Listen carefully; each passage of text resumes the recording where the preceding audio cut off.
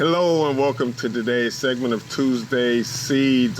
Today, Uriah Israel will be sharing some key insights on using weed barriers in your growing spaces. So please stay tuned.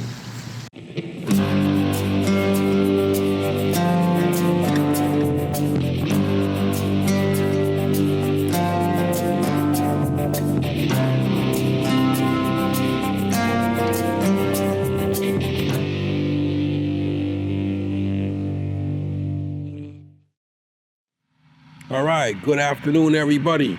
We're all here today walking the land, and I just wanted to answer some questions regarding sheet mulching. Somebody asked me, what exactly is sheet mulching? How do you use cardboard in your garden? And so to get right down to the point, sheet mulching is using cardboard, whether it be corrugated, whether it be just a regular sheet of cardboard or card paper. You can lay it down in your garden bed as a smother layer, which will stop anything from growing through that. It will decompose over time. They say about usually 6 to 12 months, depending on the soil type, depending on the type of insects you have there. And also the number one thing is depending on the moisture level that you have in your garden bed. One thing, whenever I lay down cardboard as a smother layer, one thing is a big step you want to take, and that is to soak it.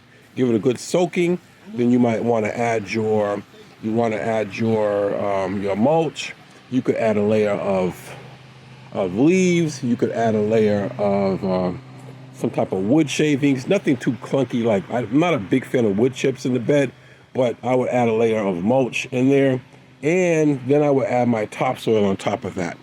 I think I mentioned that it will take about 6 to 12 months to break down, depending on those soil types and the conditions. You can use other things in your bed as a weed blocker, but cardboard breaks down over time. If you use a plastic weed blocker, it's not going to break down. Plastic is going to last almost forever, right? And so I'm not a big fan of weed blocker, but I have used weed blocker fabric.